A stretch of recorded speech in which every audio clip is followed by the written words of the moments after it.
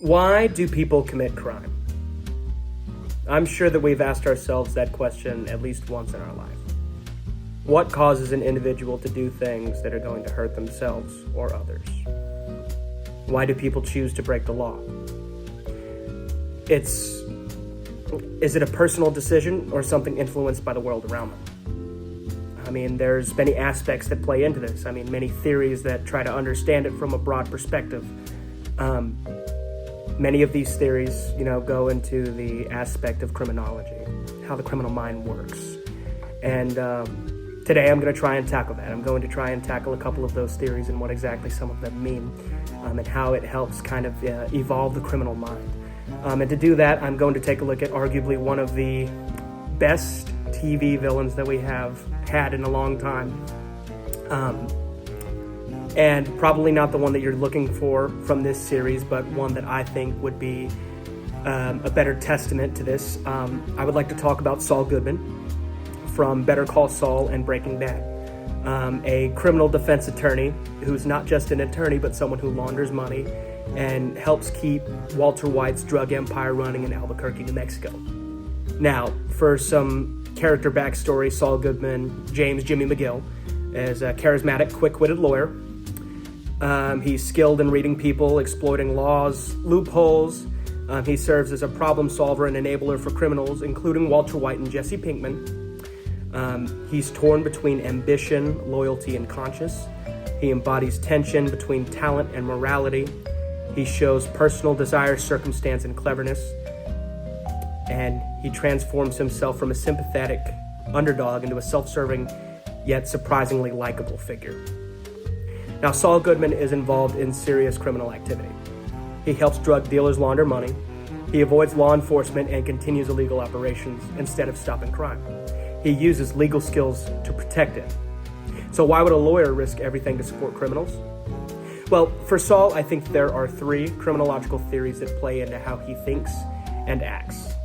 These include the rational choice theory, differential association, and arguably the strain theory. And I'll get to that one here in a little bit. Now, theory one, rational choice theory.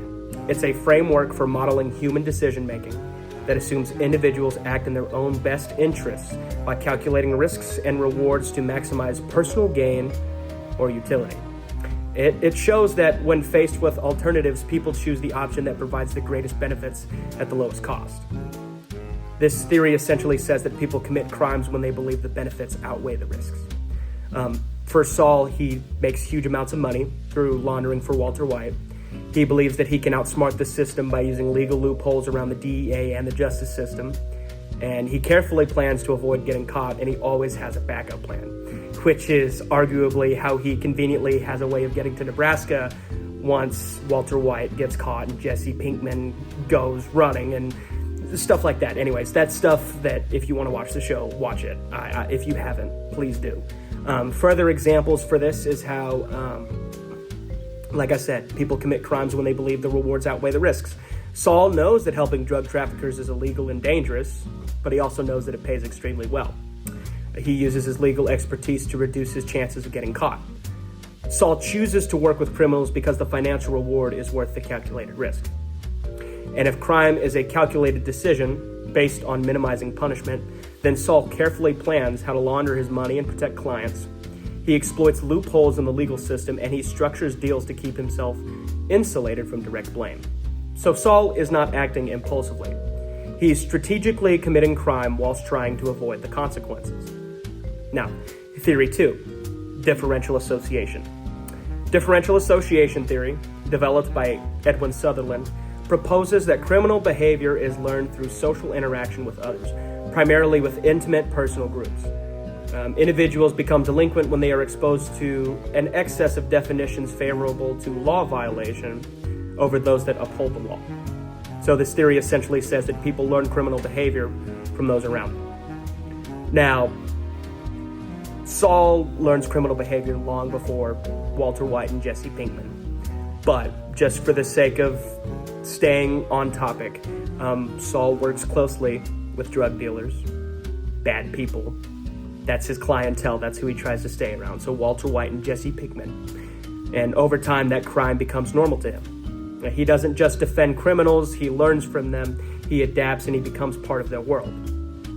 Now, if people learn criminal behavior from those who they spend time with, like I said, he works with Walter White and Jesse Pinkman from their beginning days in the desert all the way until their great train methamphetamine heist in the last season. He's constantly exposed to drug trafficking operations, yet he could be bothered less because money equals funny for my boy Saul. He learns how to protect illegal businesses and avoid law enforcement. And Saul Goodman, he doesn't just defend criminals, he learns their methods and becomes part of the criminal system. And if ongoing interaction with criminals reinforces illegal behavior, Saul, not just with Walter White or Jesse Pinkman, he also collaborates with Mike Ehrmantraut, which is a professional fixer who's involved with Gustavo Fring's meth empire, also in New Mexico. He gains knowledge about intimidation, surveillance, and tactics that are used in the area, and he tries to use them to strengthen his own deeds. He's got an entire criminal connection, and crime becomes normalized through repeated exposure. I mean, if he keeps using those connections and if he keeps staying around those people, then, I mean, he's just going to get involved with it, and at that point, there's really no way out for Saul. There's no way for him to combat, and really at that point, there's no real reason for him to leave. He becomes more confident and skilled in illegal activity because it's constantly reinforced by the people around him. Now, what tips this off? What leads Saul into this world of just criminal mischief? And I would like to think that this last theory, the strain theory, is a very big contributor to that. Now, strain theory, primarily developed by Robert Merton, shows that crime and deviance occur when society creates high aspirations for success, aka the American dream or the American facade. It fails to provide equal, legitimate means for everyone to achieve them. This mismatch causes strain, frustration, and pressure, leading to individuals to innovate, often through illegal means, to attain these goals. It suggests that people turn to crime when they can't succeed through legal means. Before becoming Saul Goodman, Jimmy McGill struggled to gain respect as a lawyer. He felt overlooked and blocked from success, so instead of following the rules, he created his own path, even if it meant breaking the law. Saul wanted success as a legitimate lawyer, but he was denied. He works hard to become a lawyer for Hamlin McGill, a firm that his brother, Charles Chuck McGill, helped establish. But because of his mischievous past, because prior to Saul even thinking about becoming a lawyer, he had a criminal past as a teenager to a young adult. Back where he was originally from, they called him Slipping Jimmy, and he was responsible for a lot of con acts. And just a part of that could also be a part of the criminal behavior because he was exposed to just those conditions as a child. And though people tried to stop him, you know, his brother included, because his brother was a legal mind, a legal genius, one of the best in Albuquerque. And he tried to bring his brother back, but there was just so many contributing factors that was luring Jimmy away from a life like that. And because of his mischievous past, he's never seen as an equal by everyone else. So he was just pretty much put as a type and cast away. Saul is also constantly compared to his successful brother, which gives him a near impossible ladder to climb. This added stress leaves him to yearn for a success that he could never claim. I mean, given the situation that he's found himself in.